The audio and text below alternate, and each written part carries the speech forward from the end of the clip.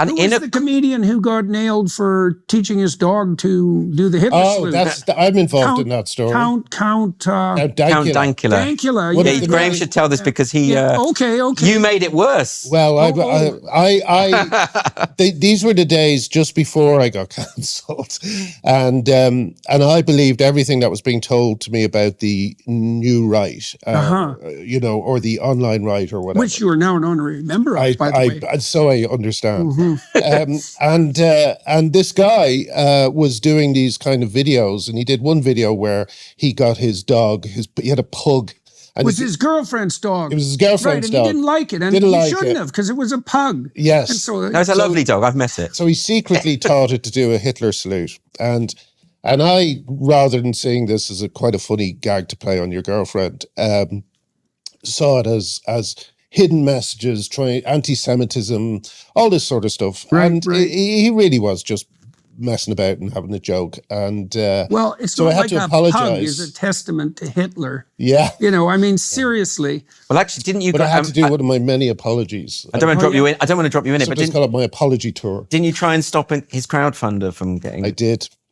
Something for which I'll spend a few years in limbo. Even better, by the way, for this conversation, I at the time wrote a satirical piece. I was writing this character called Jonathan Pye. I was the co-writer of this character, and we wrote this satirical piece mocking the court's decision, where the character, and Graham attacked me for that online. Yes, I did. Yeah, I think you called me alt-right or fascist. Oh, or I'm something. so sorry. No. I'm not saying it to embarrass you. I think it's quite funny. It's a nice little connection we have. Back in the day before we were friends, I was a fascist. But I did that. No, it's important to highlight these sorts of things, though, because you want to see where you're. Just like I said, it took me like 6 months to trust you on X. You want to see. It's not like only those people are susceptible to this like mass hysteria.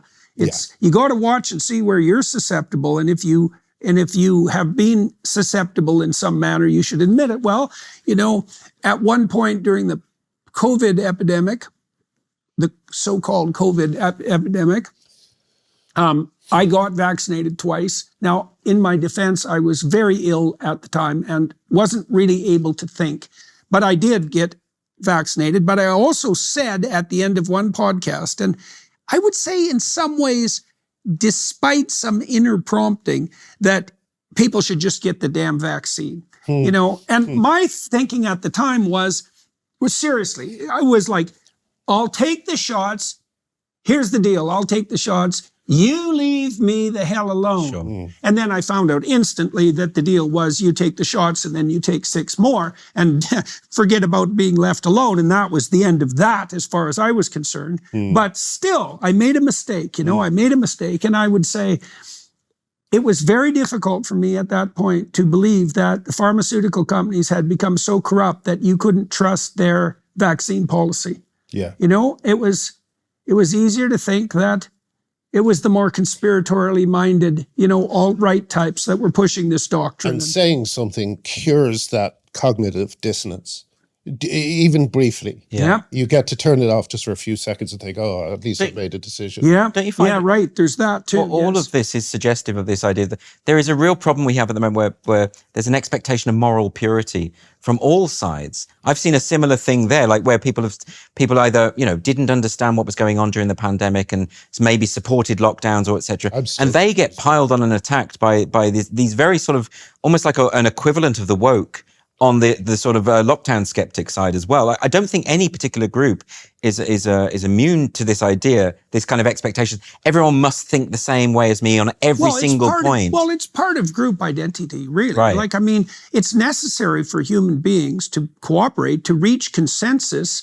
Yes. That's almost universal on everything rapidly, right? Because otherwise we can't cooperate. But something's changed, because I remember being at university, debating friends late into the night, drinking, rowing, but in a good-natured way. We didn't not be friends the next day because we fundamentally disagreed. We actually relished the fundamental disagreements, and they were part of the friendship. That's not possible now. The net has enabled the reputation savaging psychopaths. So, the female pattern of bullying, because there's a female pattern of antisocial personality, the female version isn't violence. The female version is reputation savaging. Right. And men can also partake in reputation savaging. course. If they do that in real life, they get into a fight.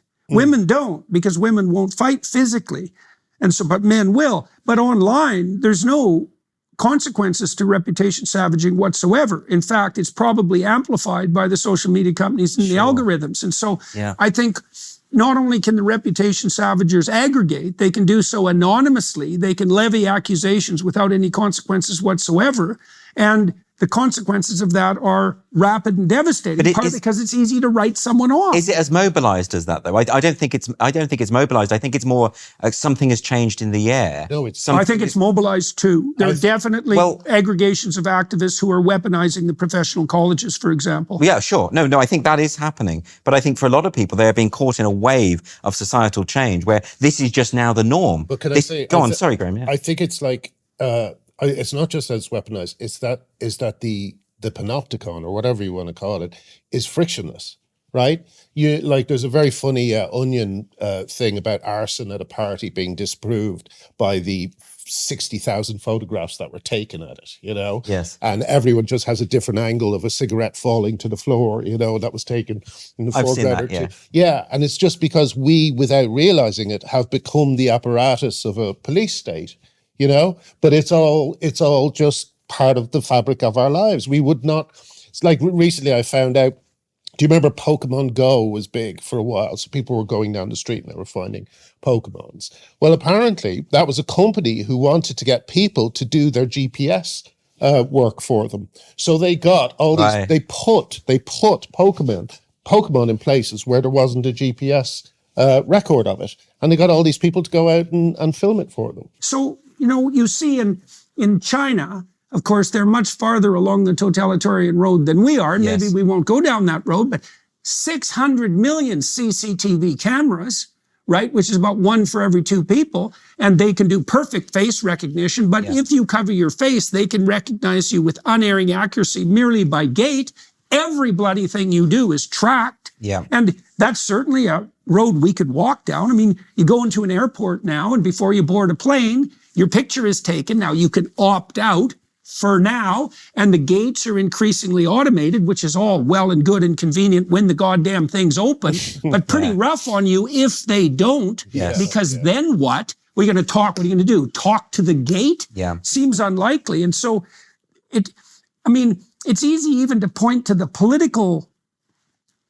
the hypothetical political causes of this. It's the progressive left. It's like, something else. Partly. Yeah. But it's certainly partly the fact that we don't know what the hell we're doing in this interconnected world. It might be that period of time when, you know, we have this revolutionary new technology that we don't know how to handle. We don't know what it will produce. I did read somewhere that at the invention of the printing press, there were similar moments of hysteria. Yeah, 100 years of it afterwards, wasn't it? In other words, it took a kind of calming down, readjustment process before we understood how to deal with books. Well, it also blew Christendom apart, right? Because you had the massive, what altercations between the Protestants and the Catholics. And you had something that was a direct consequence of the printing press. Something very freeing about that. All of a sudden, you can read God's word in the vernacular, which the church was protecting its power by preventing that. Well, it also meant eventually that the entire world was made literate. Like it was a major league transformation. So maybe, to be positive, maybe this Tower of Babel at the moment that we're building, maybe this period we're in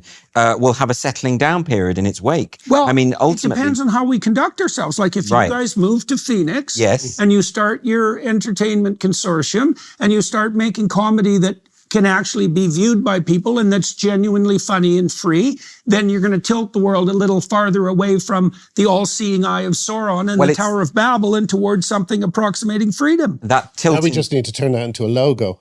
Yeah, that's right. If you can think of anything, but that's you can use the Tower of Babel, although the EEC has already managed that. Right.